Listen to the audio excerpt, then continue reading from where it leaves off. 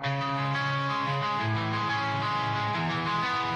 Billy Goat Tales. We love you, fam. Hashtag Givers Gang. We love you, fam.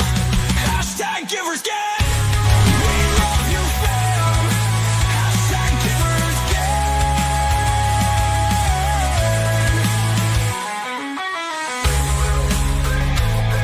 We love you, fam. Hashtag Givers Gang.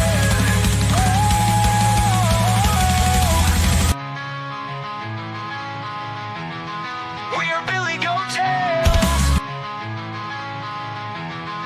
We are Billy Goat Tales.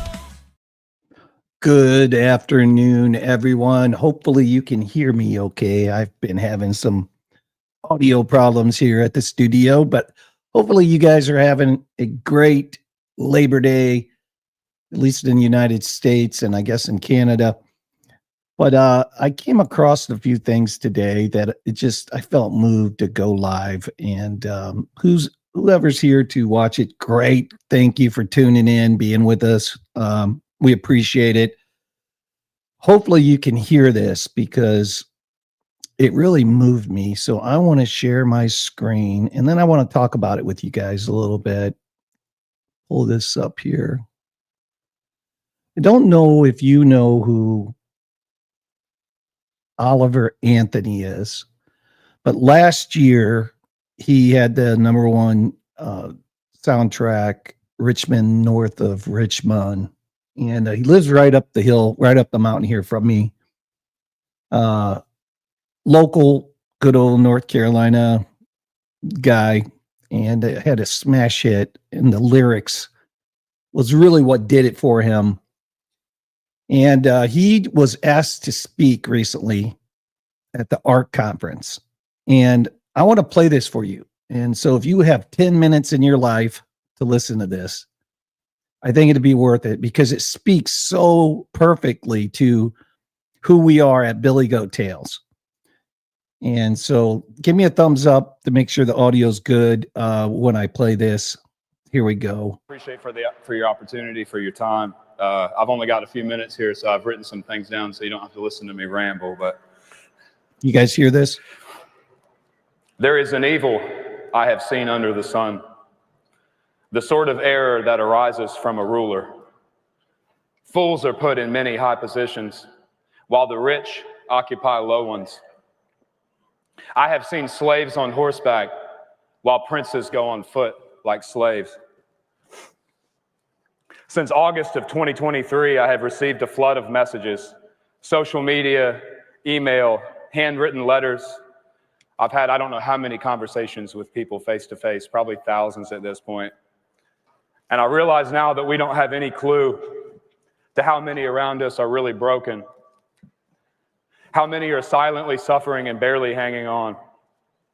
More often than not, they start the message with, "Hey, I'm a nobody, but," followed by horrors of addiction, mental illness, financial and household struggles, oftentimes incredibly complicated stories that I suspect they may have never told anyone before. But they still have hopes of a hopeful future, and they don't want to give up no matter what. And it kills me because these people, they aren't nobodies, as they describe themselves. Our modern society's convenient, comfortable, fragile little existence is oftentimes carried on the backs of these self-declared nobodies. And forgive my generalization, but in the modern world, we are so busy idolizing the genuine nothings of society, the self-centered celebrities, spineless politicians, clickbait social media influencers. It seems from my perspective that oftentimes these people live comfortable little lives while many of our real heroes are drugged through the mud and never once given a genuine thank you for it.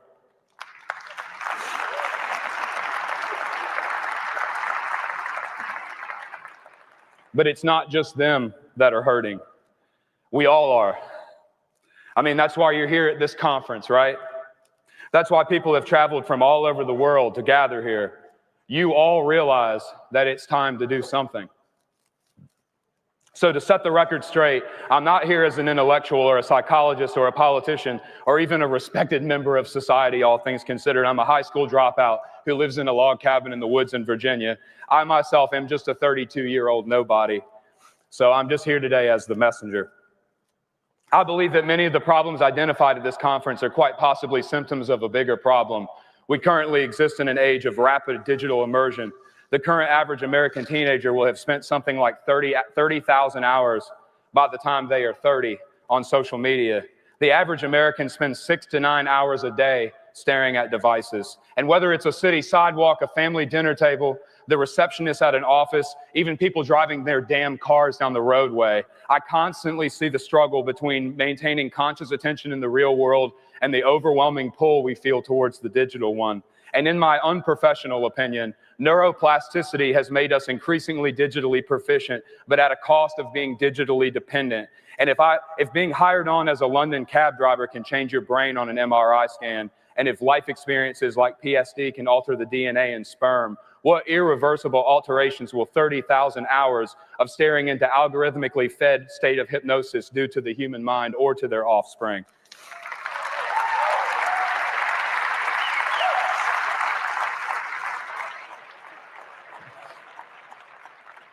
And in this short breath of time, we live in a state of existence that quite possibly no one else in world history has. We have both access to instant global connectivity, infinite information, and consumer-level access to artificial intelligence, but we are the last few humans in world history who remember what life was like before it. We are the last living people in history to have experienced life before the digital age. And I fear that it may become nearly impossible for younger generations to even differentiate the digital world from the real one before the end of my lifetime. There is nothing inherently wrong with technology. There is nothing wrong with instant connection. And there is nothing intrinsically bad about access to abundant information. But what is bad is the lack of control and agency we have over these systems. And without realizing it, we are being programmed, and our culture is becoming commodified. Therefore, the more time we spend on these digital information systems, the more we revert to the mean of one of a fixed set of broad internet cohorts. In other words, the more time we spend online, the more commoditized our culture, the more tribal our psychology, and the more vulnerable we become. When the floods first came to Western North Carolina last year, where I used to live, there were tens of thousands of people who showed up to help from all over the country. No one asked them, no one paid them, and most of the world has no idea they were ever even there. I was there the same day that the governor of North Carolina came for his little photo op. He made a public announcement that day saying that the current statewide death toll with the floods, He made a public announcement that day with the current statewide death toll of the floods. But that same morning alone, volunteer veterans with cadaver dogs that I had met with had pulled 15 bodies out of a single pile of debris near the KOA campground in Swannanoa. The statewide count at that point had to have been well into the hundreds. I believe the number the governor used that day was 28. In fact, there was a reefer truck that sat for 2 days full of bodies because the morgues were overflowing. And while FEMA was hoarding donated generators and denying people on their applications, it was the nobodies of the world that were driving ATVs and Jeeps with chainsaws up mountain roads rescuing people. There was 2 guys we met that hot-wired a bulldozer from a quarry to cut a navigable path through a washed-out road in 2 days that the state said would take months, allowing supplies to people who hadn't had contact with anyone in over a week. Volunteers were working 16 hours a day, taking supplies on everything from horses to helicopters. It was humanity there in front of my very eyes. And it was in that 7 days in North Carolina that changed everything for me. It was people saving people. Even with lack of leadership, failed protocols, and overwhelming inefficiency from the state, the nobodies took up the slack. And so I'm just here to remind you that we don't need our false idols. We should no longer rely on politicians who bow down to money to manage our city or our states. We need to find the real leaders everywhere and empower them. Western North Carolina was proof to me that there is an army of good people left in this world who want to do good things. We just have to give them places to gather and give them the ability to act. Amen.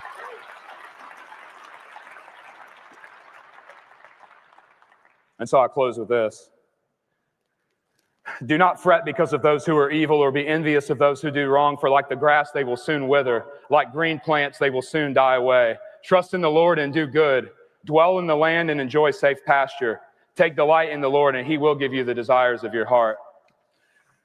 And so I'll see you on April the 5th in Spruce Pine, North Carolina for the first official gathering. It is now my life's mission.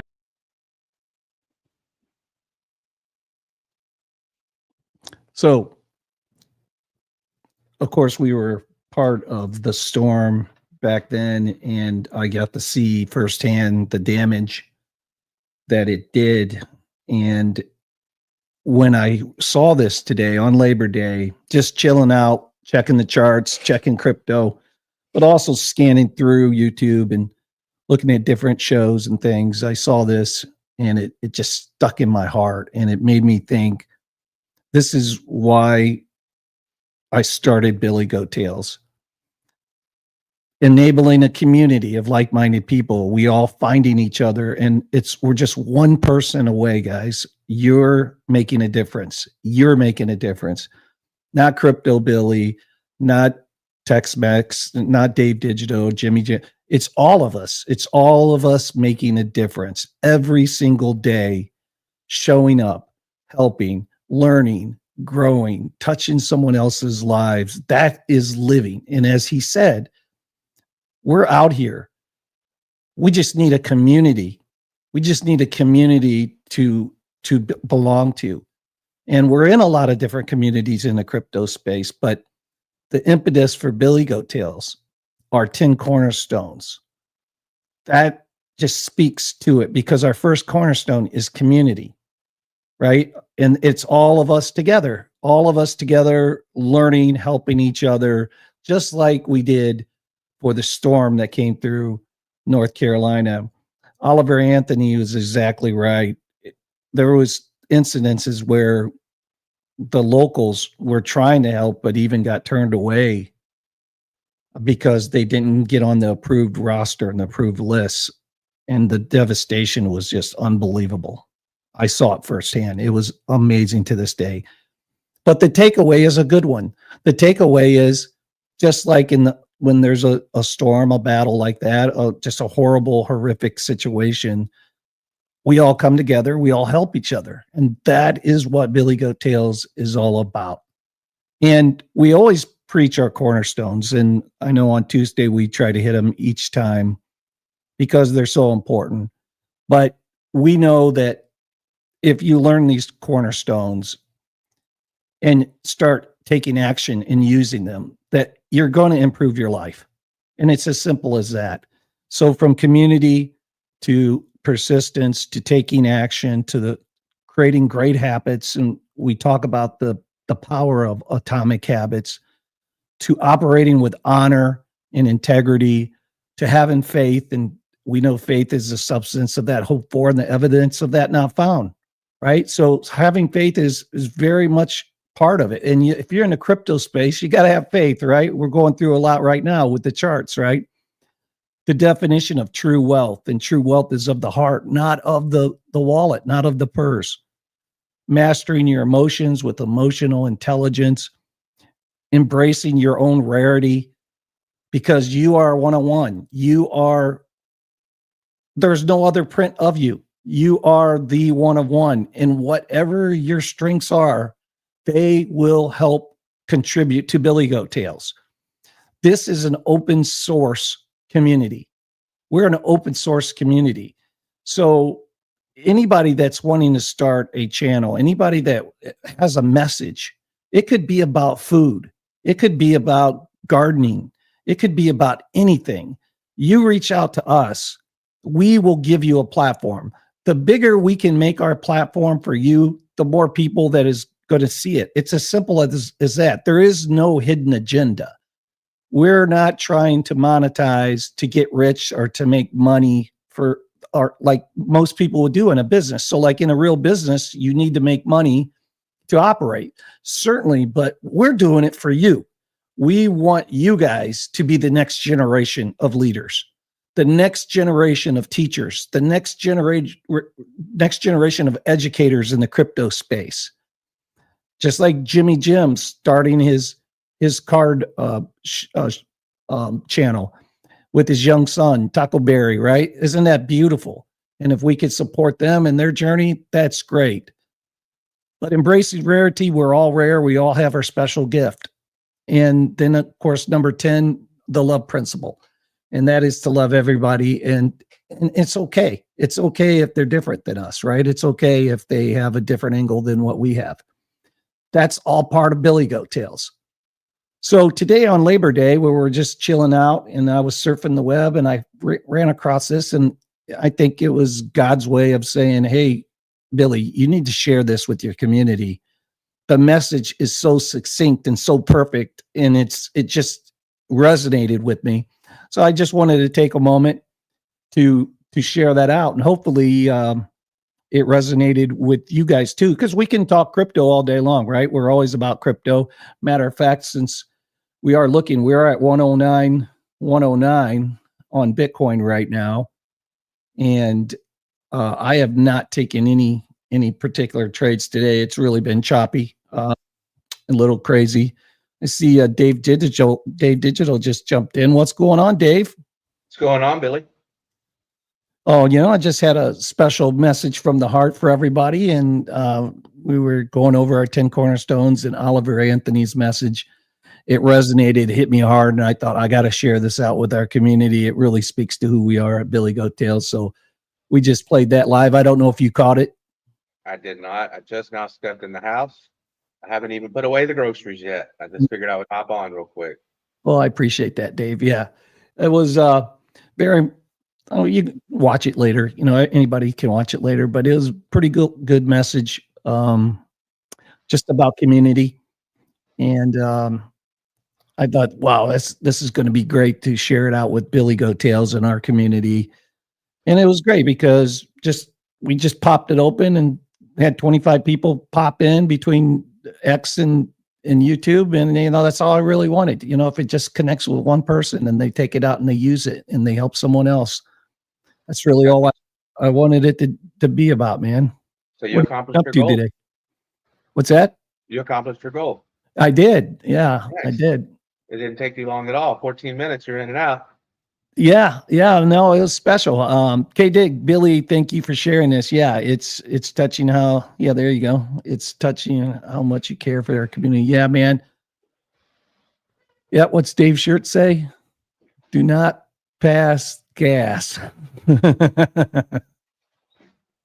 Dave's always got some good shirts, doesn't he? K-Dig. Caveman, good to see you. Thanks for stopping in. Princess stopped in. There you go. Now we're rolling. Now Dave's in the studio. Yeah. No, it was really just and we can touch on anything. It was just a really quick a great update from Oliver Anthony. Oliver Anthony lives up the mountain here. Used to live in North Carolina. He moved to Virginia after the storm. But he had that smash hit last year, Richmond, north of Richmond. Yeah, I'm familiar. Yeah. And he just was speaking at the ARC conference and had a great message about community. And I was surfing the web today or the YouTube today, and it just popped up. I think it's a God thing, Dave. How it hits you, just like, man, I was meant to see this, and I was meant to share this. I was meant to share this thing, and hopefully everybody else shares it. And it just speaks our message. It speaks who we are at Billy Goat Tales. And I was explaining that we are an open source community, and that we want to find the new leaders and the new creators, and we want to get big enough that our voice matters, so that when we go to help them out, we're the wings of their bodies, right? We carry them to their next level, and that we're only one person away from accomplishing our dreams in any moment of time in this world, this digital age today. And so, yeah, man, it's going to be a fun ride. I let the Billy Goat Tales team know today that we've already done some amazing things, and we're just getting started. And it's people, it takes everybody, not just one person, to make it happen. So just wanted to share that love out. Hey, DDT, good to see you, man. Yeah. And you know what, Billy, remember when I asked you, because what you just said, that you see the message, you're like, oh, wow, that message resonates. I feel like I need to share it. And now's a good time. I asked you behind the scenes about a muse, and does that align with our Christian values? And you weren't sure exactly what the muse was, but that's something that guides your thoughts or guides your creativity and things like that. So I did a little research, and the answer that I liked the most was, yeah, you could call it the muse, and you could call it all these other things, but as Christians, we call it the Holy Spirit, and the Holy Spirit guides us. The Holy Spirit gives us the words that we need. So I think that's where we're at. I think we're guided in that way. The people that open themselves up to be guided in that way. I think you're one of them. So I think you're right. You're right on topic or right on target whenever you say, look, I saw this message and I felt like this message needed to go out. Right. So I think you're right. Yeah, and it's been a special weekend. My son and my wife were baptized Sunday, and yeah, it's amazing, isn't it? And I was baptized twice. Once when in '72, when your mom and dad just take you in, you're part of the church. You don't even really know what's going on. And then on my own accord, as a teenager, I went up and gave my life to Christ then, and it meant more, right? Yeah. And my wife the same way. She was baptized when she was young, but she never really renewed that as a young person, and it just fell upon her heart to get baptized. My son moved back from California, and we had him baptized as a young man, christened, but he wanted to do it on his own too. So yeah, it was special. And look, I respect all faiths. It to me, it's let everybody come to their own belief on that, the way that the Lord will guide them to come to that belief and on their own terms, So I'm not one for pushing any particular belief, but I am one to stand up for my own belief, right? And say, this is who I am. This is what I stand for. I got no problem with that. But yeah, it's been a great weekend actually. And Yeah, that's super fun. That's awesome. Yeah, my niece just recently got baptized too. So that's, she's at that first stage, when you do it with the family. She was, yeah, you guys don't know her, so I could probably talk about it freely. So she was struggling in public school. She's probably 12. Maybe I'm getting that a little bit off, but I think she's 12. Maybe she's 13 now. And so she was struggling in public school, and these kids were starting to wear tails and stuff like this, and they think they're foxes, and this thing called ethereal or something like that these kids are into now. It's so weird, and it's obviously another spirit that's trying to take over them. Anyway, her mom stepped right in and put her into a Christian private school, and so now she's flourishing. She's not doing any of that stuff anymore. She said, I can't believe I was even messing with that kind of stuff. I even entertained it for a little while, and now this is her second year in the private or in the private school, which is really just more of a homeschool with a group of people, with a designated teacher that we trust that's out of the church. And then she just recently went right down the aisle and got baptized. It's just the Lord works like that. It's people think that you have to maybe beat the Bible, and you don't. You just have to lead by example. Let the Lord do what He does. He gives you seeds, you plant them, and then He'll figure it out after that. I 100% believe in that. And it's funny that you said, that we were all baptized really early, because I was the same way. I was baptized, in church when I was, actually my babysitter was the one that made us go to church, because my mom and my stepdad, they were both working in the plants. But then whenever, I think it was I don't know the exact year, but late 30s, early 40s, I was going to church by myself, and I just decided one day that's the day. And so I went back down, got baptized again, and it's just amazing, regardless of if you think it's necessary or it's not necessary, it does something for you. yeah, it absolutely does. It's really one of the things that I'm just like everybody else. So when I was in Korea, 18 years old on my own, started to wonder what life was all about. And in a foreign land, everybody speaking a foreign language when you went outside the post. And it made me start asking the big questions of life. Like, what is this all about? Is there a God? Where did it come? Where did He come from? What am I supposed to do? What's the meaning of life? That all of those huge, big notions, right? Those great big questions. And that journey took me around the horn. It took me to begin learning about other religions because I was born in such a small little farming town, one red light, no big stores or anything like that. Just a small rural farming town. And so I was conditioned not to really know of the bigger, broader world, right? And so then you join the service, and suddenly you're in a foreign land, and that journey lasted. Well, I would say it's still going, but I really hit it hard for about 25 years, reading every canon that I could read. So any official Bible that is out there, I started reading. So from the Popol Vuh, which is the Mayan Bible, to the I Ching, to the Quran, to you name it, all the Dead Sea Scrolls, the Hegnomony scrolls, and it just took me around to learn so much about the world and God. And that journey took me right back to my Christian faith, because through that journey, all those questions in the Bible that I could not answer, now I found answers. So everything that I would just in the Bible would say, see, that doesn't sound right. Well, when you go on that whole exploration, then you are able to find that peace and find those answers. Yeah. And so, everybody hits it at a different point in time in their life. And some people never hit it. There's a lot of wanderers out there, right? They just never are going to find the contentment in the peace that they're looking for.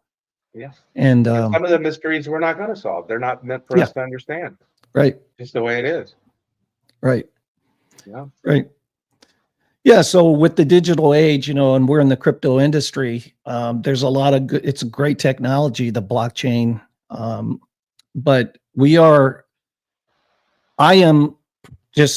it's a profound movement that's happening. And you've heard me, Dave, bring it up a few times, because it's bigger to me than I think that people can comprehend in this singular moment. What I mean by that is, like when I talk about, we have robots taking the trays away and robots cleaning the floor of the gas station. And we have this change that's afoot right now upon us. And I don't think that people understand the programming that's occurring in our brains regarding all of this, the subliminal, subconscious programming that's occurring because of all of this. And it's interesting. It's something to be excited about where the future's going, but also I think a little bit guarded about as well, because in that Oliver Anthony speech, he talked about neuroplasticity and the fact that they've measured that this new stuff introduced into your system, like PTSD, it actually can change your DNA for the next generation. So what you go through, it can mess with and change your DNA for the next generation. And what is that going to look like? In that we are the last generation. We are the last generation that dealt with life in the earth and the world before the digital age. Yeah. Right. And Yeah. so we're it. And when I think about that stuff, like I had to use an outhouse. My kids never had to use an outhouse, man. They never had to get up in the middle of the night and go out and go to the bathroom. Worry about a snake getting your butt. Yeah. Or big spiders, those great big spiders that would be in there, man. Or a hornet's nest up in the corner, or wasp nest up in the corner in the middle of the night, or a copperhead laying out there on the toilet. I mean, and they didn't have to take baths out in the front yard in a tub. I did. you know? So there's a lot of first, you know, we had to pull our water from the well. You know, if you wanted a drink, you couldn't just turn on the faucet. You had to go outside and lift it up and bring it in and put it on the dry sink in a big bowl. And then you drink from a dipper. You know, all of us kids drink out of the dipper. We just go in there and there's a dipper and we'd run and play and, you know, drink out of the dipper. We all use the same dipper. Nobody got sick. You know, it's so different. And I always thought those were big changes. But now we have the digital age. And now look at what we're even able to do, Dave, with Billy Goat Tales and some of the animations and stuff that we do, you know. It's like, imagine what the world's going to look like in 10 years. Yeah. I mean, we are building a simulation. We're building a simulation. So to assume that we're not in one, I don't know if that works or not. That's what God says, and I believe him. But dang, I mean, we're getting really close. I mean, the images, we can make you or me or anybody say anything that we want them to say now. I mean, so just if you start to think about, it's a little bit scary because what's going to be real or what was real before, you know, yeah, I hope God's not sending a grand delusion. You know, I hope it's going to be okay. You know, I hope that it happens for the better rather than for the worse. And I do believe it will. I think our brains, like you said, they are, you know, being programmed, but I think they've always been programmed, but also we learn both things, the bad stuff they want us to learn, and we're learning good stuff because you can't stop our brains from learning. So I think that AI is also teaching us, even though, you know, just like a calculator, maybe we don't need to know, you know, complex multiplication, but we have a calculator, you know, we don't necessarily need to do that anymore. So I think it's going to be along the same lines. I think the way that AI opens up the ability for people that can't or haven't been able to be as creative, like they couldn't draw as good, or they couldn't bring their images, you know, from their head to a paper or to a video or to whatever it is. I think AI has opened up that part of us. Like now everybody can be creative and you can really express whatever you want to express. I mean, there's both sides, but I'm an optimist, so I definitely look on the good side of it, you know. Well, we're here and we're going through it, you know, so we definitely have to embrace and utilize it and manage with it. But we also got to keep one eye open and understand that we don't know where this is going. And that's where faith comes in, right? You got to have faith to believe that it is for good, for sure. But, and I think if we're headed into the really bad part, and if it's the biblical bad part, you know, if you believe in, and I don't get into post-trib or any of that, but if you believe we haven't gone through the tribulation yet, and it is about to start, well, we know, hey, good news is it only lasts 7 years. So, and we made it through a bunch of stuff the last 7 years. So we can get through it. We'll make it, you know? Yeah. So if we are at the worst of the worst, we know that 7 years from now, it'll be over. If you believe in the Bible, of course, and the stories that it tells. Yeah, I see Redman's in the chat. Red, I threw in the link. If anybody wants to giving out financial advice, I think. Yeah, anybody wants to jump on in. We're not going to be here too long. We just wanted to kind of pass that message through today on Labor Day. Everybody's kind of chilling. I know we were out grilling and had some chicken and hot dogs, and all the grandkids are here. Where we had a great day today. Where's my plate? Man, if you would have come over, we'd have absolutely fed you, brother. But you'll have a plate here come what? October. Yeah, October. I bet that's kind of fun for you too, huh, Billy? Like all the friends are coming over. Like, you know, when do all your friends come over? It's been probably since you were a kid. You know, my friends are coming over first. They're gonna stay the night. It's been a long time. Yeah. We used to have our family reunion here for 3 or 4 years. So that was probably the last time that I had, you know, big groups coming in. But it's been a few years, so that'd be nice. That'd be cool. What's going on, Red Man? Givers game, fellas. I love the speech, man. Billy, that was great. Red, where are you at over there? You digging gold in a cave or something? Is that how I sound? I don't know. I'm trying to a microphone. Okay. No, it's Yeah. we can hear you. It just sounds like you're like talking in a tin can, but we can hear you. Let me see if I can fix that. I've had audio problems too. Is mine sounding okay, Dave? Yeah, sounds normal. Okay, which is horrible. My normal is horrible. For some reason, like it's picking up on my mic. It's like I gotta figure out the settings because like if I breathe in like this, it picks that up so clearly. But if talking, it's like I gotta back up or come closer to it. But it picks up the look. If I sniffle, it picks it up perfectly. You know? Oh man, I didn't even notice before, but then somebody one morning told Alex O'Crypto, "Man, I'm out of here because all those mouth noises you make." And then I started noticing his mouth noises. I'm like, why did that guy ever say something? Because he gets quiet. You can hear the stuff like, or, it's just so funny. See, I haven't Now I paid notice attention to that either. Now I will, and Yeah, you'll now you're probably hear me now too. What are you doing over there, Red? You trying to get some wolfa? No, not yet. I was listening to the guys talk about it this morning, Kelly Kellum and Drew and all of them. They were in a space with Mario in the fall, and they made some good points. They had a guy that kind of knows about the project a little bit, and they had some normie people giving some pretty clear advice. Am I still all messed up? Yeah. You can't hear me? All right, you know what? I'm gonna Come back. scrap everything. Yeah. Hold on. Come back with the. Hey, Dutchie. Good to see you. Good to see you. That's just don't breathe, duh. Yeah, I saw that. I mean, that's good advice. Yeah. So Bitcoin's at 109,248. Let's pull up. I'll pull up real quick. I got a chart behind me. Oops. Cancel.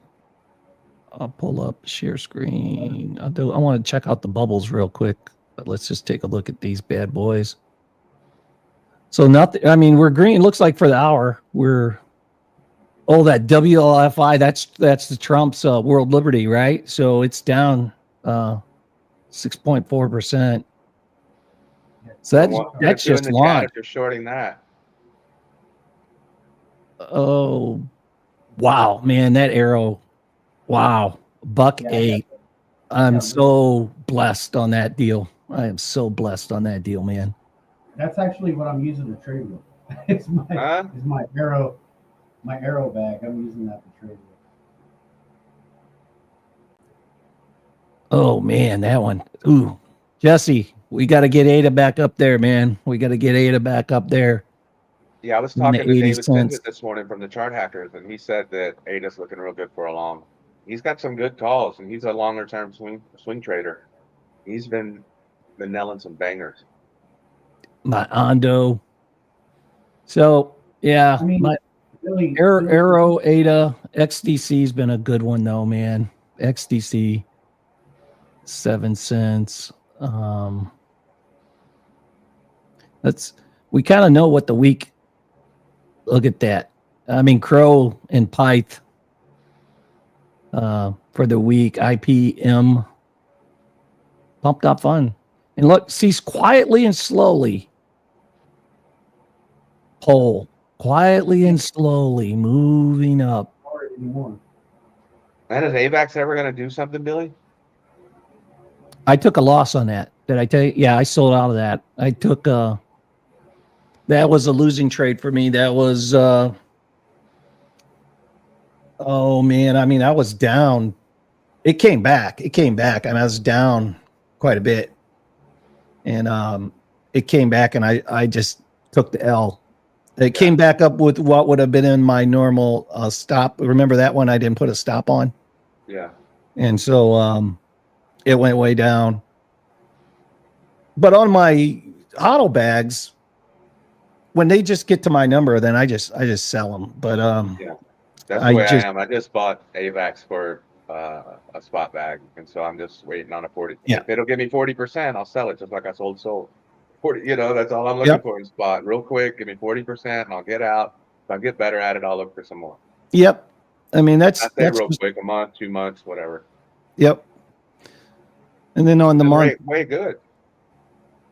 look, Crow's up 115% on the month, Yeah. and Link's up 45%.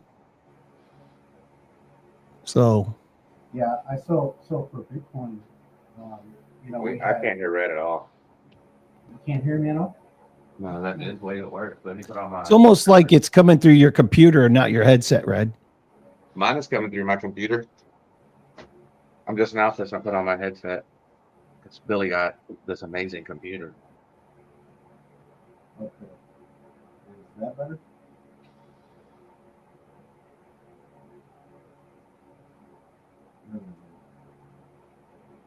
Check. Keeping things simple, Dutchy. Yep. We'll smash likes for snoring dogs. Oh man.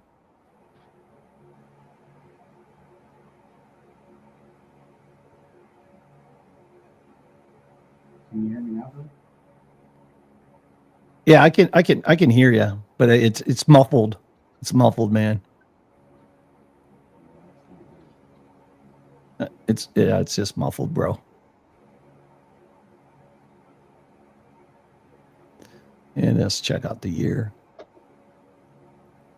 I don't know. Did anybody get it? Look at that. What is that? If you put $1 in, you'd have $18,000. $1 would have got you 18 grand. I haven't even heard of that. Is that new? It's on Coinbase. Is that the George Soros? We got to look at that. SAROS. 35 cents, Dave. You better check that out. Wow. And it's only at a million. Oh, I guess it's at a billion. That's pretty high. Yeah, I don't know that token. I do not know that token. I wish I would have put $1 in that. Or 100. I mean, it's on Coinbase too. Let me do When this. was it listed? Can you tell when it was listed? If it's been listed that whole time, or they just listed it on the last 100% or something? Yeah, let me go to I'll go to Coin Market Cap Coin. I'll go to CoinGecko actually.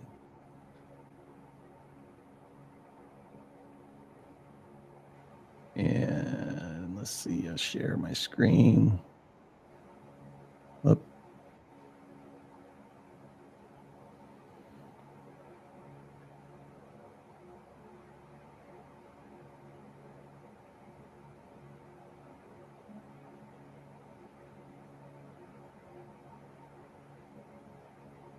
Yeah, the chat's saying you got to move the decimal.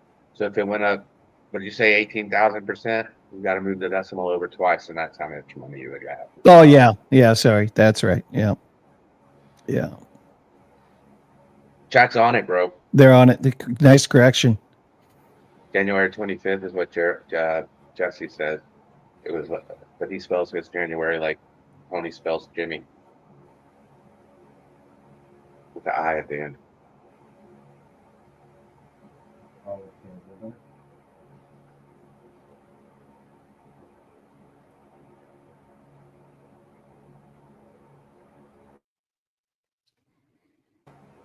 Yeah, and we can hear your fan real good, Red. better?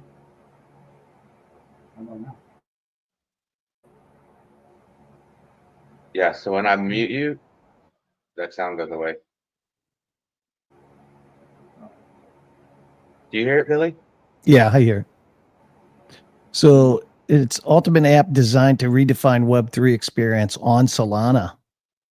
It provides seamless access to the evolving global decentralized economy, all conveniently accessible right at your fingertips. You know what? I think I did get some of this. Let me go in and check this real quick. Now that I'm reading that, Billy bought the bottom for $10,000. He's rich. No. Leaving crypto now. Um, did I ever own this coin? Testing, testing, testing. Oh man, that's so much better. Okay, thank God. Woo, Yeah. Now you're clear. You sound like Sean Ryan, just like my old friend Red. thank you, Jesus Christ. Okay, I got you guys. There's What, no what were we buzz. talking about now? Oh, we got Soros up there. Oh yeah, the coin that I haven't dove into yet. Yeah, you might want to try that one, Red. That thing's been on fire. I think it's a BM. Is it a BNB coin? No, It's a soul. Solana's coin. Really? Okay. Yeah. Wow. I mean, when I started reading it, I thought maybe I bought some of that. It looks familiar, but no, I went into my wallet and I was like, no, what? Let's do it, Dave. Wow, this thing. It's like on a train to straight to the moon.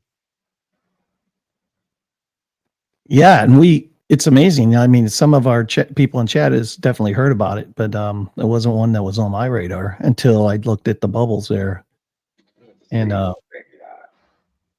Where is it? Where can you buy it? SAROS? yeah, on you can buy it on you can buy it on Coinbase. Uh-uh. No, Okay, I thought the logo was for Coinbase up there. No, isn't that the Coinbase logo right there? Let me make sure. You can buy it on Bit2Next, Bybit, Gate, Mexi, Blowfin. So most of the exchanges you can buy it on. Not Coinbase though. Okay, sex. Most of the newer ones, it looks like. Most of the degen ones. Let's see what these guys are saying.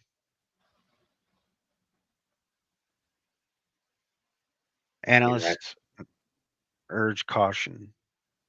Flagging weakness in the setup has showed resistance near 39 cents with potential downside to 20 cents if momentum fails. So if you get in right now, you're gonna lose 20%. Oh yeah, definitely. It's already had its run. It's Look at this chart, Billy. Yeah. That's Oh on my 1 hour. gosh. Yeah, that's horrible. Let's go look at the daily. It's got nothing. You don't want to touch that with a 10-foot. Holy shit, bro. It already rugged. And now it came back from a rug. Holy. Did I say that out loud? I didn't hear that out loud. Wow. Yeah. I continue to see it on the bubbles when we do the show. But I don't bring it up because it's not something that I've gotten into yet, so I just don't talk about it. Yeah. It looks like somebody could have got in at 10 cents, but if they did, they would have made, 2.5. Look at this World Liberty Fi chart. My goodness, that thing's rugging too. Yeah, everything Trump does is rugged. You don't know how to do crypto. Well, the Why are you- pre-sale. So check this out. So Justin Sun got in, right? He put $30 million in when this token was like a penny and a half. Right now, he's sitting on close to $600 million on this buy. Justin Sun. So if you they're all if you selling, they're all selling. Yeah. Yeah. yeah, Taking if you bought the pre-sale, even though it's rugged this much, you're still in good shape. But to buy it now that it's not on Coinbase, it's only on exchanges right now. So I think 2bit listed it this morning, Rich. So I registered for it because I'm just gonna watch it. I don't buy falling knives. I needed to level out a little bit before I think about getting in. But none of what Trump's doing. The Melania thing flopped so hard. I think people are kind of scared to get back into his stuff now. Yeah, so money's on and- the 1 hour is coming straight out. yeah, it's going straight down. So, Yeah, it's probably going to break that low and create a new low. but with Bitcoin, like I was saying, like April through July, it was super bullish for Bitcoin. And then I was looking at the history. If we get a red month, we got a red month in August. If we get a red month in September, that means that October, November, December are going to be super bullish months for Bitcoin. I hope it means that. I mean, it's not financial advice, and I'm just some guy that looks at a computer screen and makes a thought. So do your own research. But if history has anything to say, we're going to have a good end of the year. Dutchy, is my mic still loud? Thanks for that. I see that's the information I need.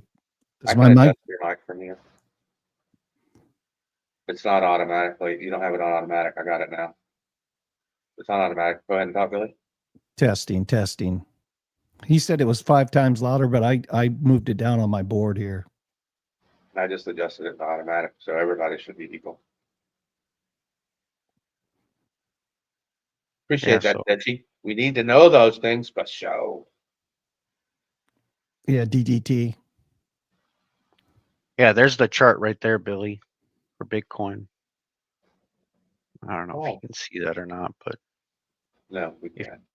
if you see, like take for example, we'll look at 2020 right now. So you got a green month in July, green month in August, red month September, super bullish rest of the year, and that was 2020. That was the last halving year. This is kind of shaping up a lot like 2020. So hopefully we'll be after September, we'll be super bullish again. Some But, people are yeah. thinking we're not going down in September. I mean, Crown was talking about it this morning. Freddie's not, or Frankie's not sure. Alex is not sure. Trader Geo is not sure. Well, I can't. Nobody can be sure about anything, Dave. I mean, I'm just looking at purely historical stats. That's all I'm looking at. And then it's a hope and a prayer, right, Dave? Because it can all go to zero tomorrow. But Well, You it can't know. technically go to zero because Satoshi can't sell his wallet and all the ones lost, but it could go almost there. it could go down a bunch. You're absolutely right, but it could go down a bunch. We need another 2013. We need another November 2013 where it climbed 453% 1 month. That'd be nice. Dutchy, is it any better now? Or is it the same as it was?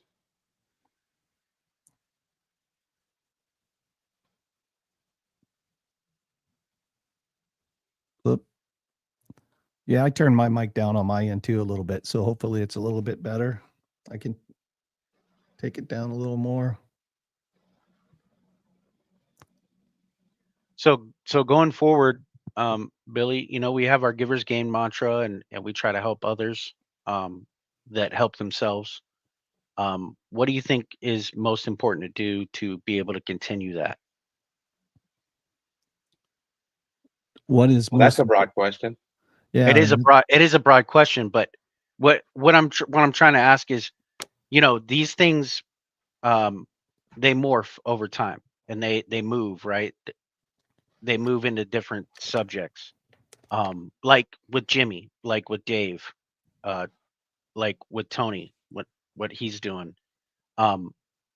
Where do you see this project in like a year or two?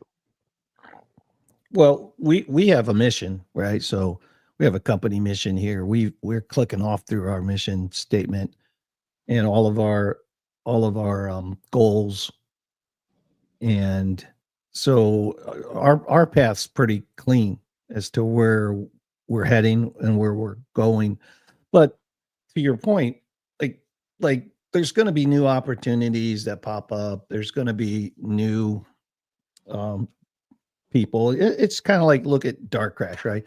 So DDT came in, he's helping us when he can, and DDT's probably, I mean, I'm not going to speak, he's in our chat, but DDT helps Frankie, and we want to be the open source community in crypto. We want to be the company that, hey, if you have a mission, if you have something you want to do in crypto, and we can help you do it, give you a microphone. And that's why we want to grow. We want to grow so that we can be a louder voice for our community. And in other words, I love, we talk about Bit Boy and all the bad stuff that came along with his decision making.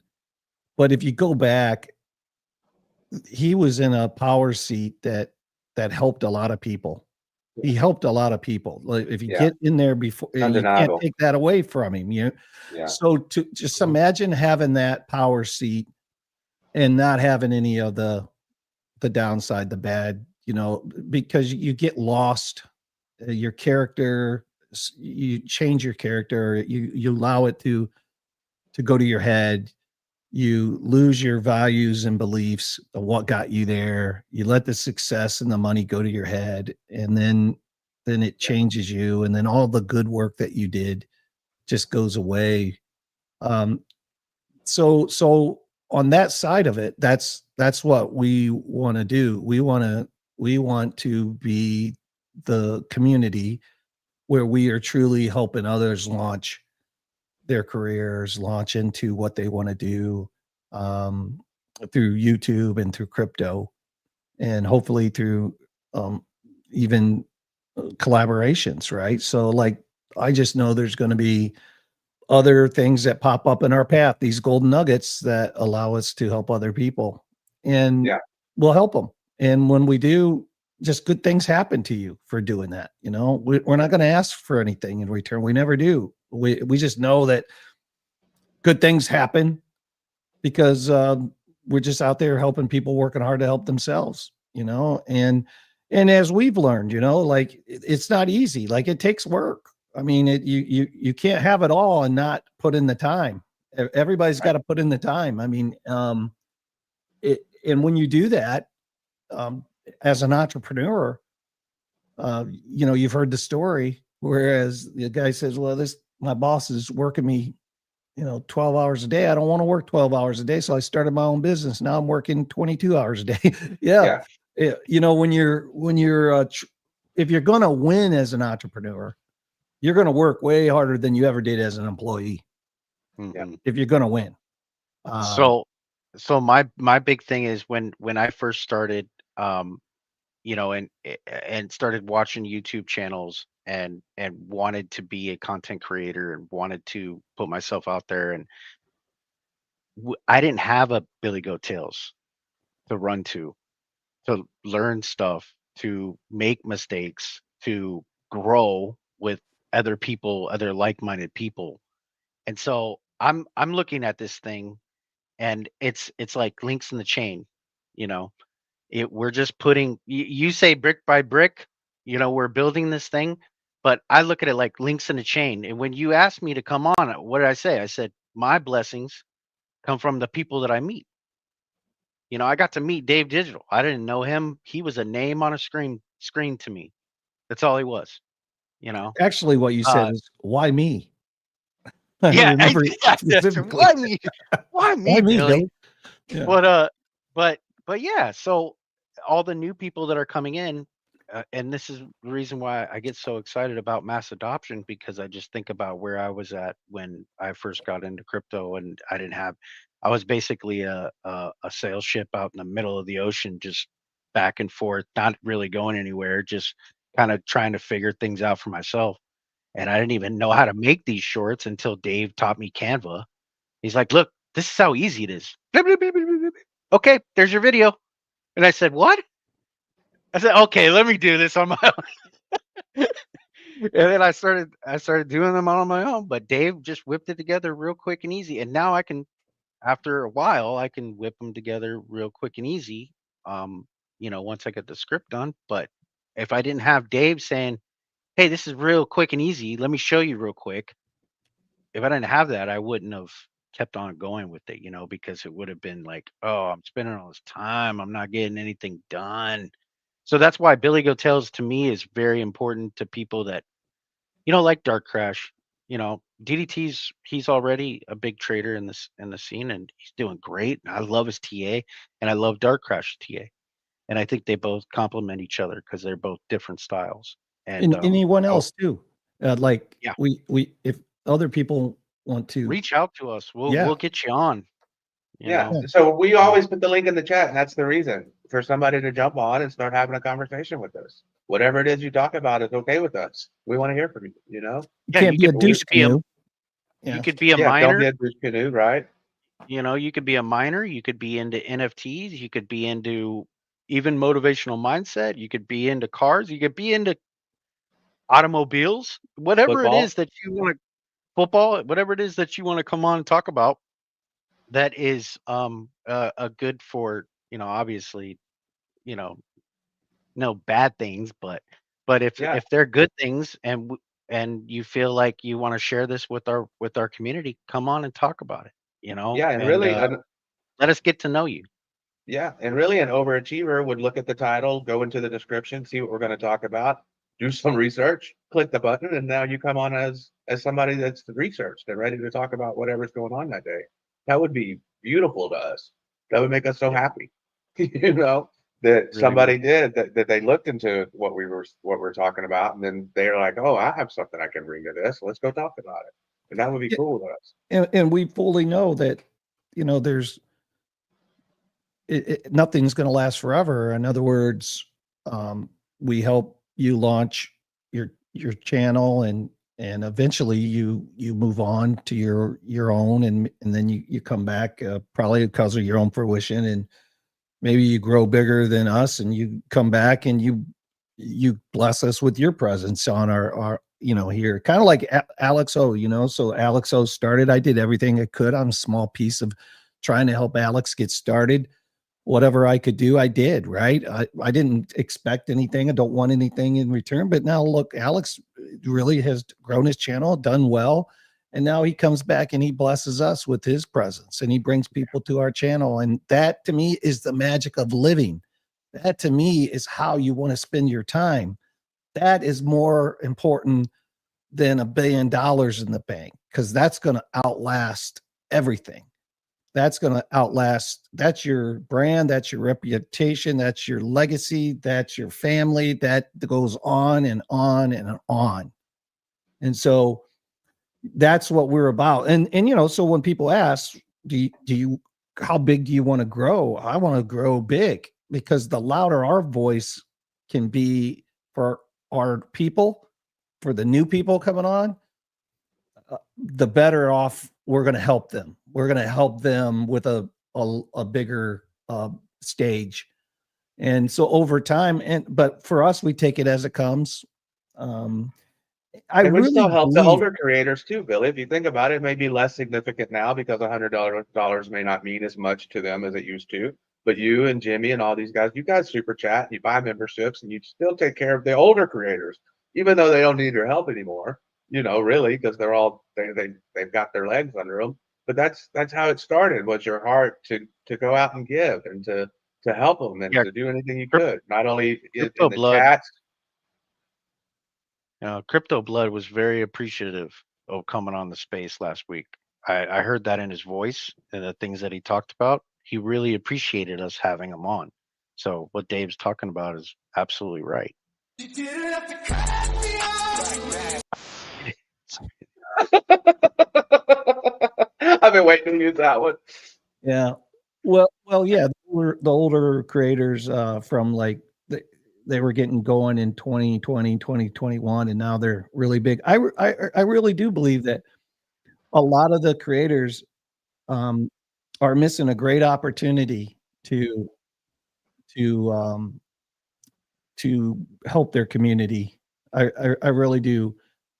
You know, every one of our shows, just like right now, we are always looking at the chat. We see JR's in there. We're reading through our chat. You guys are part of V Team, Tony.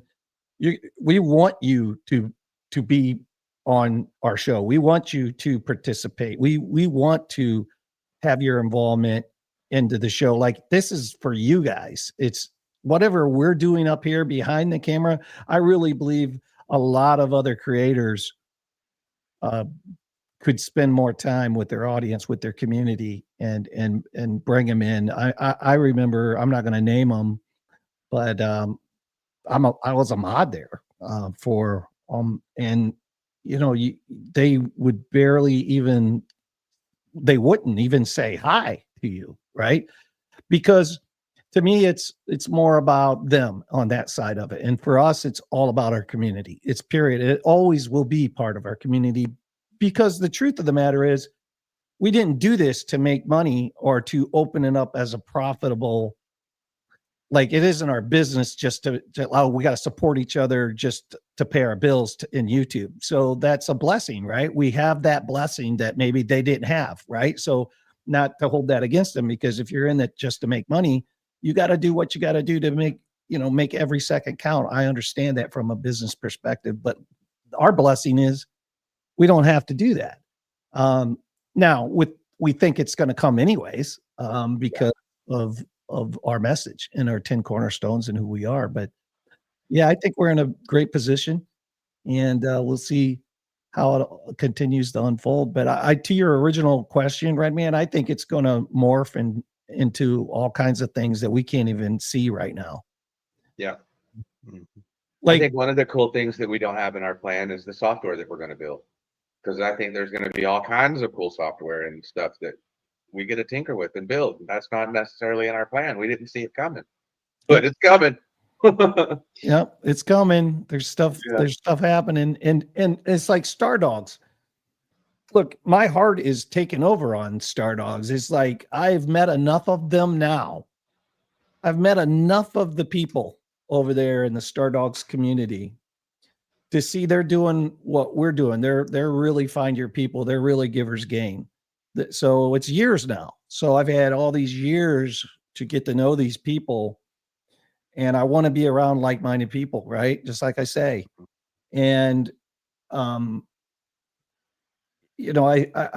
see us doing something with them in the metaverse, and it's because it's not like you're like everything else. I don't know what the benefit is going to be from a business perspective. I just know it's the right play. I just know that something good is going to come from that collaboration, and that's good enough for me. You know what I mean? It looks like the first something good is going to be Patricio starring in movies with his voice. I would love that, man. Isn't that going to be so amazing? See, that's He does have a great voice, though. I Well, mean, he does, his- but that connection, that's what we're here for. We talk about those connections, Yeah. Of course, he's more than qualified for it, but what are the odds? I mean, he's lived however long he's lived so far, and he's never met a Darcy Donovan. Now that he did, her light bulb went off, And so that's a good connection. Yeah, and I hooked him up with Moon Daddy too, and from our space, and Moon Daddy launched that coin, and he did some commercials for him, and they went down to Mexico, and that was all through our space. That night that Moon Daddy was on and Patricia was on, after that, I connected them together behind the scenes, and they started DMing, and and again, it's like, whether you like that project or whether you think that project had a good mission or whatever, the point was more of, hey, there was one that had a need, and somebody in our community had a gift, and they matched up, and we were able to help them, and now it's happening again, and it's going to happen over and over and over and over and over, and that to me is living, man. That to me is how you get happiness and contentment out of your life, more than just having your own wad. So yeah. And Seth is going to be on Princess this week. I don't know. I don't think it's already happened, and I'm not even sure if we had anything to do with that connection. But that's cool to see Mind Your Biz going to Crypto Princess's show. That's going to be a good interview. Yeah. Seth brings a lot to the table. I mean, I think people way underestimate what he does. He's an OG with a brain on him like no other, and a kick that'll knock you out. Oh yeah. I mean, so what Princess, I hooked Princess up with David and Rob at Sin City. Army Piper hooked Princess up with me, right? So Givers Gain, Army Piper. Yeah. And then somebody else I hooked her up with. I can't remember who else it was. Oh, Crow. So I hooked Crow up with Princess. Mm. And he got his interview, and she got to interview Crow. And so, yeah, it's Giver's Game, man. GG's all the way around. Hey, Green Day, good to see you, buddy. Green Day's in the chat. DDT, what's going on, brother? DDT. Still need a minute? Sorry, just checking everything's working. I just thought I'd hop on, say hello. You sound good, look good, everything's working. You got Quite your some top variation. button. What do you look so fancy for today? I think I've got too many lights on. Look bright white. I just need to turn the top light, whatever the normal room light off, because I've got the starting to get all the little gadgets behind, you know.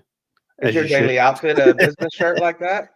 No, it's the polo shirt, man. I don't know, golfer. Oh, What do you guys call them? Okay, it's a golf shirt. Okay, I could just see the top. Yep. Fairly laid back. If I'm at home and not at the office, then yeah, it's either polo shirts, normally polo shirts or t-shirts.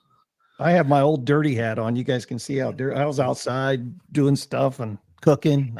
It's an Got my oldie but t-shirt goodie. on. Got my Bitcoin t-shirt on today. There you go. Relaxing. What's Yeah, going so- on, DDT? Well, you want to pull up a little chart action while we got you, man? Yeah, there's nothing much going on. It's been all Okay. Chop City. We can just pull this one up. Yeah, we've been in the same place since Saturday night. Sideways. Except with a little bit of dip. Then it came back. Why is it share screen and not? Oh, we'll just share window. It's easier because then I can flop between. I think it's shared. Just check there if it's come up. Should be. Oh, yeah. Let me grab it. Sorry about that. I don't know which one is up. Yeah, so this might be a little bit messed, so I might just take a few things off here, but not a hang of a lot going on. If we hide the drawings. Liquidity Um, grab. Yeah, it's literally been floating around. So basically, this whole range is just all the weekend. Kind of all of this is like still floating around the weekend. Kind of basically what's set in the weekend. The one thing I was monitoring last night, or probably yesterday afternoon for the American folk, was just this this aggressive down move here into Asia, or kind of just before as kind of futures opened. Kind of in the kitchen or in Frankie's, we were looking at like 107.200 to 107.300 as a kind of bounce level. I don't know how neat this chart is. Sorry, I've been. We have, let me flip up to daily. We've got two ranges here, kind of got an internal range. It's a little bit more kind of opaque or whatever, kind of hidden. But we've bounced off this anchored VWAP from 74,000. And yeah, kind of hit this POC of this blue and pink range. Yeah, at this point, not looking good money flow wise, but money flow will go red if there's sell pressure. Kind of where I'm looking just in just if it comes a little bit up, kind of the thought is that that's your first level of, you got like two levels there, 110, 500-ish, and then you've also got kind of, yeah, like 113 to 114, maybe up to 115 even. At this point as well, what I was looking at, sorry, I'm on gold. I was looking at a gold trade today, by the way. You see how we flipped 4-hour structure, kind of took out this high. And literally the only high above us on gold is 3,500, basically, what's on on gold. What I was looking on a Bitcoin, where I am looking now, kind of just make sure I don't have drawings on, so I don't. Oh, sorry, wrong one. Yeah, the kind of, we need to kind of get up to 113,400 before anything really gets any more bullish at this point as well. Kind of, if we're just kind of looking specifically at market structure, there was two pivot lows here very close to each other, which we've basically bounced off, which is 107.2, 107.3. It lined up with this kind of value area high and POC between 107 and 108. So it's just really going nowhere. And earlier on, we faked out this. So you kind of got to go down the time frames to kind of get a bit more confluence. So it's literally, it's trying to break this up, but it faked out, had a big kind of sell-off into new kind of late UK session, early New York session. So it's just literally going sideways at this point. But for the most part, it's kind of setting a decent range. generally, I would expect at this point that it's probably going to come back for the slow. New York on a Tuesday, when kind of session behavior is kind of off, whether there's been a kind of Asia's not been open because of a bank holiday or holiday, kind of it throws the session behaviors off a bit. Because also as well, New York not New York, kind of, you shouldn't run more than a 2% trend in UK session usually, which I think we just about did. So it's a bit of, chop sideways, not a hell of a lot going on at this point. But if I'm looking at anything at this point, I'm looking for kind of this low to get retaken again. Let New York come down, or kind of tomorrow. I think if I had to guess kind of as to what's happening, if I was just looking at kind of lower time frames are getting overbought again. 4 hour, we had the 4 hour bullish divergence, which kind of could bring it up, but it's just like vector. So it's just scamming everyone out until we actually have the weekly move.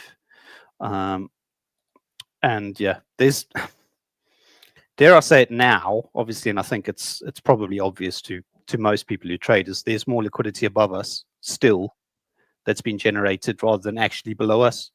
So the next big pockets of liquidity or liquidations aren't really kind of until between 103 and 105k.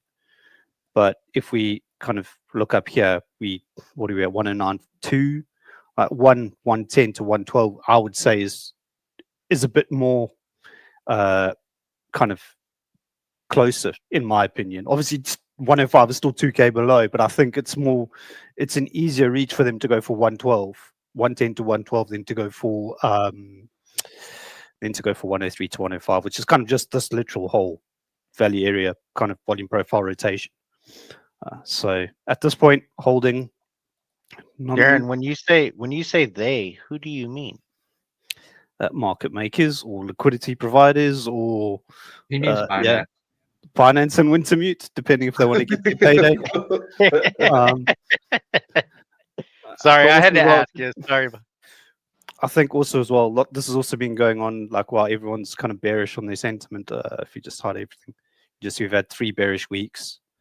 The last time we had that, we had the retracement literally into from like 90 into 74. So everyone's talking about that as well, or sentiment on X, with kind of influences fear mongering their followers, which is not something I do kind of.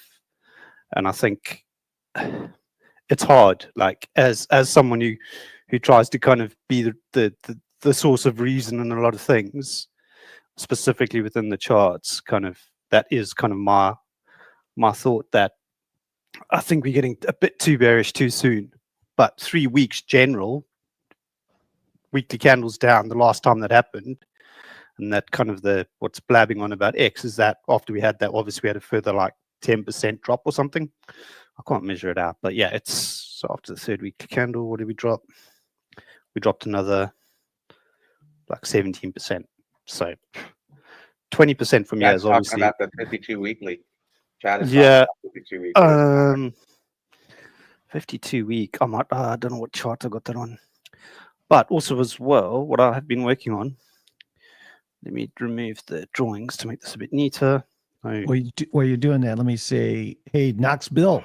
I'll be up in Knoxville this week, man. Hopefully we can hook up. I don't have indicators on chart.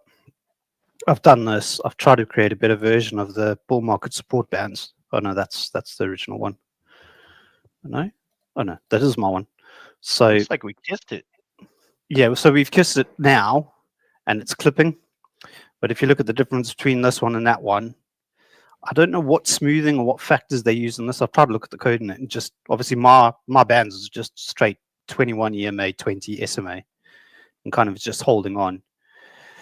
Generally, the last time as well, you generally don't spend more than like 2 to 3 weeks, maybe 4 weeks below it, kind of in clusters. So kind of when talking SMAs, 52-week SMA, 20-week SMA, whatever. I think everyone's everyone's getting too bearish too soon, for my opinion. I think obviously you can't just be short biased and kind of short the farm on everything. But you got to trade the ebbs and flows, as Frankie teaches. So that's kind of my thesis. Ethereum's actually holding up quite well. I don't know if there's anything else anyone else wants me to look at kind of while I'm around, but if I had to kind of look at Ethereum, Let's there's look not at actually- ADA. If you got a minute, DDT. Did I update? Might be really messy. Or Solana. Wifey's in the chat. Good to see you, wifey. Yeah, so I've just got some anchored VWAPs, kind of levels, resistance, kind of close to 90 cents. We're messing around on this like 80 to 82 cent level now. I might as well just move that off. I'm going to just hide that for now. But kind of the protracted and the length and time that money flow is staying red is a bit of a concern with ADA. Where if you have something like ETH, where a lot of the money flow is still, daily is also rolling over. Weekly red dot now. 2 red weeks so far. Well, that doesn't look good. So when you get the second and the third candle that's bigger than the first and the third candle, that's bad sign. That one. So this was obviously the stopping volume that kind of halted the move up, and then for the most part, the kind of this previous week's candle was a bit of a concern. So let me just try and neaten this up. It's kind of bounced off a local golden pocket from 68 cents up to $1 at this point.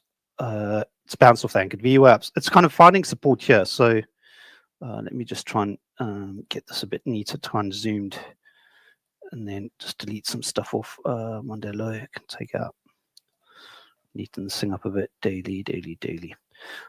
So yeah, it's just kind of it's on support, but the issue now is that if it doesn't reclaim this 82 cents, it's got kind of a whole range between 60 to 82 cents to fill up. So obviously rotation, as Frankie teaches, and kind of as I've been taught, you've got between 62 and 82 cents, you've got a volume profile, which you're literally just tinkering on the kind of the precipice of support for this value area high at like 81, 85 or 82 cents. So the daily candles below that is kind of, you kind of now almost your second candle below.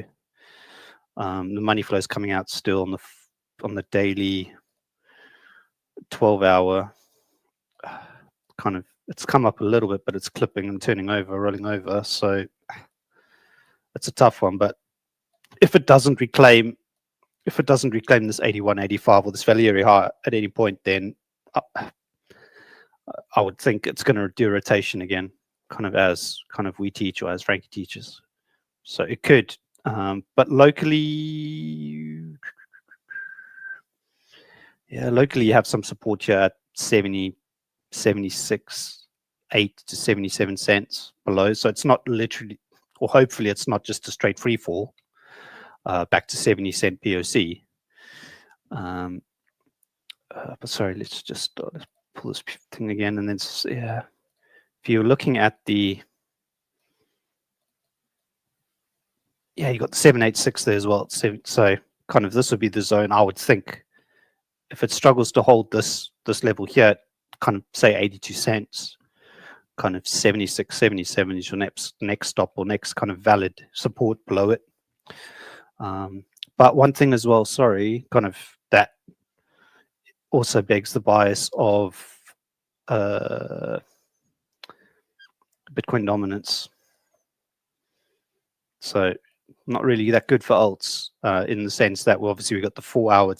It's literally just had a 4 hour close above. So I'd say any movement up now for alts are probably worth selling if you're or kind of taking profit on if you're in any longs, because the next point on Bitcoin dominance, because it's now found a local low, 4 hour divergence, money flow cross green. So it'll probably come down and then head for that kind of 58 again, kind of obviously within structure and market structure with Bitcoin dominance. That's exactly what it's going to do. I agree with that 100%. I would be very careful with longing alts now. yes, we could probably bounce this week, and I think that's probably what my gut feeling is saying, what I'm looking at. But I think Bitcoin is going to lead again a little bit, at least for this week. Maybe alts will lag and Ethereum will lag a little bit, but kind of, yeah, Bitcoin dominance has kind of shown a little bit of a sign of strength from after dropping from like 61, 62% kind of up here, or 60%.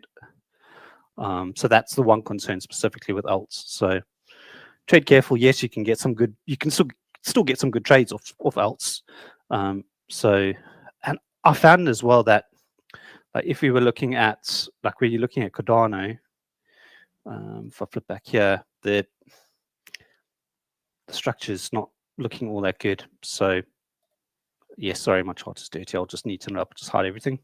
I mean, on that chart though, it is just retesting highs. So if it does hold that as support, you're in good shape. Yeah, if it holds here, and it's obviously it's building a base. Yeah. So it could still come up. And also as well, Bitcoin dominance.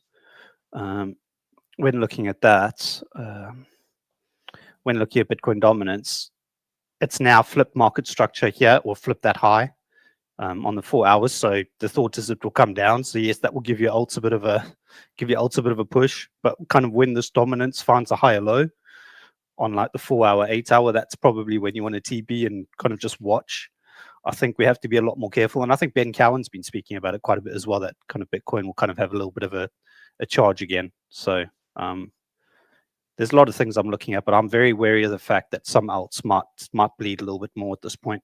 But Bitcoin will still be able to kind of be traded a bit better, or kind of have a little bit more strength, kind of at least this week. Even if we do get a push up, I think the alts might lag a little bit and Bitcoin will lead.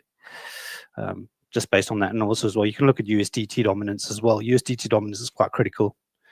It looks strong. It's in four. I mean, it could head and shoulders. It's in 4 hour bullish structure, literally from this low at 3.98, right? Higher highs and higher lows the whole way up. Yeah. Its next level to test, or next level to kind of its key resistance on USDT dominance is 4.6. And kind of it's one of the things that I think I'm more certain about. If I had to kind of put my hand on a block or something, I would say USDT dominance before we get the next big push up, we'll hit that. And obviously that means everything will retrace. So we'll just have to wait and see. And also as well, there's less buying pressure. Obviously, I don't know what the ETFs have been doing specifically, but I think there was like a bit neutral last week. It wasn't really too big inflows, too big outflows. It was like very, yeah, I would say more neutral than anything. But coming out of the holiday weekend and coming back from kind of the vacation, August, September kind of holiday time that kind of the traditional funds come back from, I would presume you would start seeing reallocation, but also as well within that whole kind of rigmarole of them reallocating funds kind of for the next year or whatever it's next 3 months, next 4 months. The issue lies in that I think they are a bit more savvy in regards to the rate cuts. I think there's going to be less kind of likelihood to kind of allocate funds before rate cuts, because they would expect that the rate cut would bring the market down a little bit, kind of specifically TradFi. And obviously S&P is at all-time high, NAS is almost at all-time high. Like a lot of stocks have kind of done pretty well so far this year. So, kind of the summation of the whole thing is I don't think big money is going to allocate all that much. If anything, they're going to reallocate to fiat and then reallocate again and kind of divest, reinvest once hopefully the Fed pivot and the Fed cut has kind of dropped prices back down to a more neutral level. So it's just something I'm watching out for. But Yeah, it's not to say that I'm fairly bearish, but I'm just being a realist as to also kind of having traded gold and traded TradFi stuff. Kind of, I'm just putting out a possibility that I don't think they're going to. They're very clever, and they've obviously got economists, and they've got all these these hedge fund managers are way cleverer than kind of what I would ever be, and most of us would ever be for that matter. So I would expect that they're not going to allocate kind of over allocate just yet, because obviously I think their big allocation will kind of their big investments now will come once the Fed's cut, and then we'll go from there. Probably give us a good last 2-3 months, 4 months of the year, and we can get some money out by the end of the year before. And yeah, there's other cases that obviously the bull market extends. We don't have a traditional bear market. We have a shorter bear market. There's all those things, but we'll play those eventualities out when kind of we get there. But at least for September, for this week, I would think we have a small little dip tomorrow, and then obviously bullish kind of rest of the week is kind of what I'm leaning towards. But fear and greed is down to 39 again. So it's crazy. It was at 39, then it went up, and now it's back down to 39. And look at the market cap. We're back down to 3.77. But if we get sub 20 billion, we're still above 100. Holy crap. No. It is so interesting because I still do believe, and somebody said it in chat, I can't remember who it was, but I do believe that we are going to see a 6 to 8 trillion market cap when it's all said and done. And that is the work we did a few months ago when we went back and looked at the growth after each 4 years and then adjusted it down based on law of diminishing returns. And it just came out. I mean, it just came out to like the worst case scenario was like 6 something. And then like the best case scenario was like 10 something. So seeing 6 to 8 is so doable. Because we extrapolated it out and all the adjustments were made and it's still over 6. So now no one really knows, but I mean, it is based on more than just somebody's opinion, right? It is based on math and historical data. So we'll see. Unfortunately, man, it's like, for me, I have X of dollars of crypto allocation, right? So like you have your traditional investments and your real estate and your different funds, and there's so much in the crypto category for me. And it's like, okay, I am fully allocated on my crypto. So because there's just always opportunities, man. It's like when you see this jumping back to 39, I just bought some Bitcoin a couple of days ago because when I see fear and greed get down to those levels, like the last big huge buy was what, 11 in 22, whenever it was, like in November 22 as 9 or 11. That's when I really pulled the trigger. But anything down in here to me is like, man, you got to buy the fear. You got to buy the fear. It's always worked out for me. Everybody's different. Everybody has their own risk tolerance for that. But yeah, I like to buy that fear. Yeah, I think for me, kind of my thought is that obviously, yes, we could probably 2 to 3x at least the market cap from here. I think that what's kind of happened and what has happened is ETFs are probably going to be the drivers for increased market cap. I think based on kind of the size of the market cap of the large caps now, retail money is not going to be able to drive those higher. And the ETFs, yes, you can call them bad for us or whatever. That's basically what's going to bring the market caps up. So unfortunately, we're at this point where obviously we're allowing TradFi in. And yes, there's currently ones now that have got treasuries with ETH and Solana and a few other ones. Sui, I think, is a Sui treasury company as well now. But that takes time, because if you look back to how long the ETH ETF took to kind of actually get traction, it was all Bitcoin. And then like over the past few months, it's like BlackRock actually selling the Bitcoin and moving all the Bitcoin into ETH, into the ETH ETF to kind of cover the flows for that. So I think there's like a hand down and handover.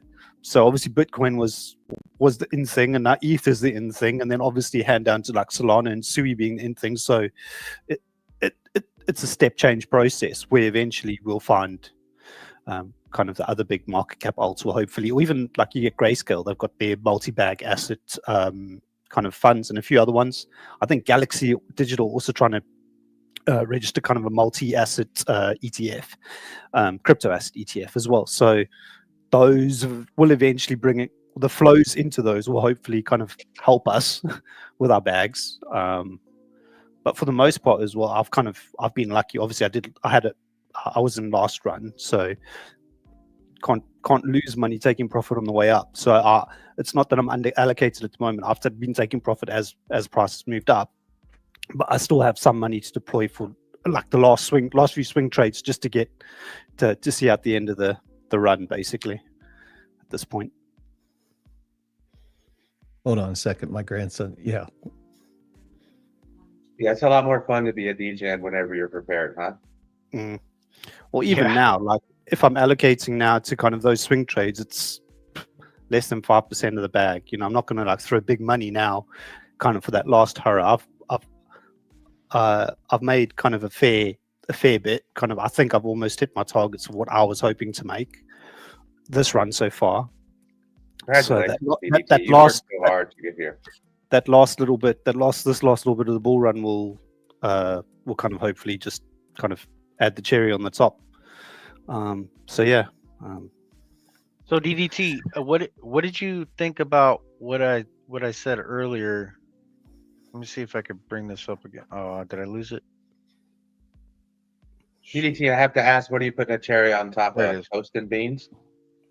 Toast and beans. Put it on top of a sponge cake with some cream. Like, you know, we've had 4 bullish months for Bitcoin, April through July. August was a red month. If you think if we have another red month in September, we're green through December? I think traditionally, I think yes. So my kind of thesis that I'm standing on at this point now is that obviously we've had the kind of bullish quarter, or kind of everything's been bullish the last 3-4 months. I think everyone is kind of being nailed to kind of put their kind of swords in the ground and say we are going to be bullish in September. And I think that's kind of I'm very contrarian in my views, kind of with how TA goes. So kind of when everyone's overly bearish, I'm gonna see some signs for being bullish, right? And this is the thing. I think the sentiment now, rate cuts, we're going to 90K, whatever. We could, right? We could, but I think the way the fake out works now is yes. I think maybe the next week or two we could be bearish, but I think once we get the rate cuts, we'll have a final swap down, and September will then be bullish and end green after that. That is kind of what I'm kind of basing it on, and my thesis for now is that we probably range kind of be in between green and red month until we hit the rate cut. Rate cut will give us a flush. Then obviously there'll be reallocation, hopefully by these big hedge funds, and obviously there's a lot waiting on the sides. People are waiting for a drop, and people have set limits. I've got stink bids sitting for Bitcoin. If Bitcoin goes on 100K, I'm going to get into trouble with the wife. Put it that way. But you know those type of things, right? So yeah. You just need to keep it secret until we hit 140. And then you won't get in trouble. Yeah. So so for kind of in that thinking of my thesis that way, I think that yes, it will probably start out kind of ranging and bearish, or kind of fairly neutral. The rate cut should give us a swap down, or hopefully give us a swap down as funds. But I think as well, you'll see now generally what they'll do. I don't think we'll start flushing just yet, because funds, ETFs, all that type of thing, they don't just like literally kind of sell $1 billion of funds. They stagger out over time, because obviously slippage and obviously fees and all that type of stuff. They try and do it the funds will generally try and get out and kind of scale out also in a kind of a neutral way, to kind of obviously cut on fees and all these other type of things, spread, slippage, whatever, right? Even in stocks. So I think basically that you'll see kind of less kind of activity and less upward trajectory on kind of the S&P and the NAS. They'll be fairly flat, and then one swap down once we get the cuts, maybe 2-3 days of red, of blood, and then be bought back up, V-shaped recovery, and September ends bullish. Man, and then off to the races. Kind of that's the thesis that I'm sticking to for now, and I think that's basically just because I'm also trying to be contrarian in the fact that everyone's bullish and hoping for 90K, and the fact that kind of having a little bit of a contrarian view to say that we don't always get what we want. You plan for that, but you kind of sometimes have to meet yourself in the middle. Kind of, if you're planning for 90K and you get 102K, that's still okay at the end of the day if you've kind of planned for those situations and those eventualities. So don't sideline yourself and not plan for the swap down if it comes, right? Kind of be prepared for everything. But also, like well, when you- at the other end of the spectrum, I don't think we're going to eat up from here. I just don't think there's enough market participation at this point to kind of literally go from here back up to all-time high before the rate cut. It's like when you miss your take profit by 3%. You know? Yeah. You're like, oh, I could have taken that, and then it dumps on you, and you're down another 5-10%. So Yeah.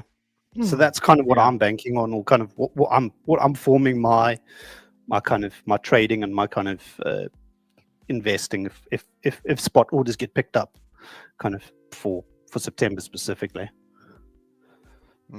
Yep. That's all good stuff, DDT. Really good stuff, man. Well, listen, guys, I really just wanted to pop on an unscheduled show. Just wanted to pop on due to the Oliver Anthony message I wanted to share. So if you guys have not seen at the beginning of the show what we started the show for, please go back and watch that. Just 10 minutes. Pretty good stuff. Didn't really have a show even planned today. Told the group, hey, I'm going live, and whoever can make it can make it. So want everybody to enjoy the rest of the Labor Day weekend. And I'm glad we could catch up, and glad DDT could stop in with some charts, and Dave and Redman, thanks for popping in. But with that said, I don't have anything else. Do you have anything, Dave or Red? You guys got anything? If you guys want to keep the show going, I do have a hard stop. I got some stuff to do. But if you guys want to keep the show going, feel free. Otherwise, I got to book out. Do you have anything? No, I don't have anything. Let's get out of here. All right, guys. Well, thanks, DDT. Chat, thank you for Take care, showing up everyone. for us. We appreciate you guys, as always. Love you. See you next We are Billy Goattail. We love you, fam. Hashtag Givers Gang. We love you, fam. Hashtag Givers Gang. We love you, fam. Hashtag Givers Gang.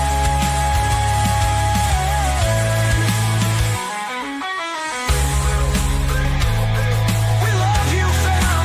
Hashtag Givers Gang.